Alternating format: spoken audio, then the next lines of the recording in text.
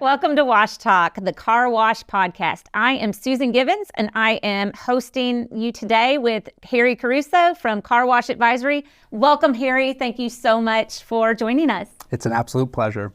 Awesome. On today's episode, we're going to learn about lending options in the car wash market. All right. You ready to get started? Let's do it. All right. Let's talk about SBA loans. Does an SBA loan make sense for all operators all the time? Why or why not?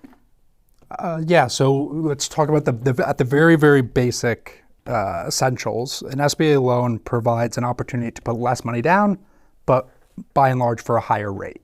So I would recommend to anybody coming into this industry, first and foremost, if you have pre-existing relationships with any bank, at least explore them.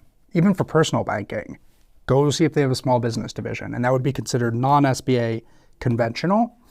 And the reason for that is if you have a ton of credit history with these individuals, they might be able to offer better terms.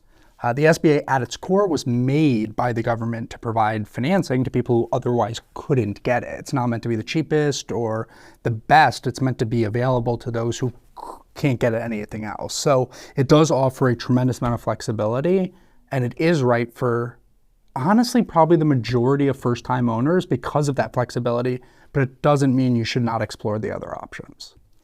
That's great. We get a lot of questions regarding, starting a car wash and where do we go and what do I do? And so your best advice would be to go to your existing banker and talk to them. Yeah, and Susan, there's a very large chance, and this happens all the time, you'll go and you'll have that conversation. It'll be 30 seconds because they just say, we literally have a bank policy where we do not do car washes all the time. So it might be that simple, but you don't want to leave that stone unturned to the end. Right. Can you take us through the process and steps operators need to take to secure that SBA loan? Yeah, so I guess I would say it's a misnomer in the space, but getting a loan is a tremendously onus process for the applicant, period. It's the same thing as a mortgage. There is no loan you're going to get worth getting that's not going to be a pain to get. The big difference between, and we hear it all the time, everybody says SBA loans are so much harder to get than conventional. They're really not. The difference is that the SBA loans, because they don't have pre-existing relationships with you, they're not conventional bankers. What they're going to require is they're going to require all the information they need up front. Whereas these conventional guys and gals are going to be more so, let me have this first, and that's a couple months, right? So the SBA need to, because they need to package it and get government guarantee approval, so on and so forth. The process is actually relatively simple. It's basically providing a ton of historical information, and in one way, shape, or form, why are we giving you this money again? Right. That makes perfect sense. And if you're running a business anyways, you should probably have a lot of that ready. You would think. You would definitely think so.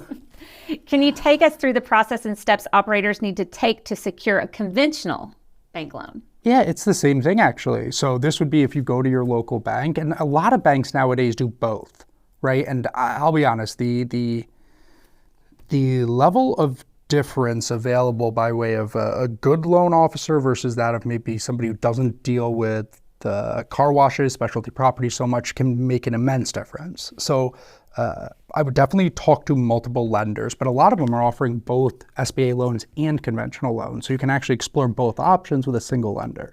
Okay. And they'll probably kind of guide you to which one would work perfect, or is that something that you kind of need to know on your own? Academically, they should guide you. There is a difference in compensation structures. Okay. So you have to just, again, I would definitely talk to more than one person because there is a fee to be had that's a little bit different on the government and non-government side. Gotcha. Does your firm typically suggest one type of loan over the other? And if not, what are some of the factors in play when determining the right loan for an operator's needs? Yeah, so this is, and just to sort of further funnel down here, right, that there are two types of SBA loans. There's 504s and then there's 7As. 7As are kind of best considered the jackknife or the knife of, it can do anything. It's very, very universal. The 504 is a little bit more complex, but for all intents and purposes, unless there's a specific situation at hand that would warrant a 504, we're talking about 7As. with that sort of scope defined, you're going to run into a cap with 7As where you cannot lend or borrow more than $5 million. So this would preclude anybody who's not doing per site basis financing or anybody who needs a facility larger than $5 million. Okay. Now, for those that are under $5 million, it's really, it comes down to, at its very core, do I want to put down more and pay less by way of interest and payments, or do I want to put down less and pay more? Okay. And that's what the biggest difference is. One last caveat is something that people hear about all the time. It's called PGs is the acronym for it. It's personal guarantees. A lot of time conventional banks will not require you to put your house on the line or secondary liens on everything. The SBA will. Okay, and what are some of the most rewarding types of loans and or incentives and rebates, such as for green features, that operators can qualify for in 2023? So it's actually 504s. It's the one that I kind of excluded, funny enough. Yeah, so the 504 is this wonderful green initiative, which is, to be honest, we've actually only done one of them as a company. And they are ostensibly complex, but practically not. So you need to find somebody who's an expert in it, and basically what it'll allow you to do will have way better terms. You're allowed to borrow more, and you're allowed to spread it out more. So the green initiatives are there. It's primarily through 504 SBA loans.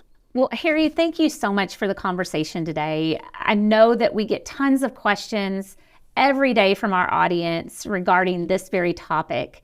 If our audience does have an additional questions, how can they reach out? How can they get answers? Yeah, so I would say we don't have the answer, nor are we the best person for every instance, but we probably do know who is. So my direct contact information is on our website, which is carwashadvisory.com.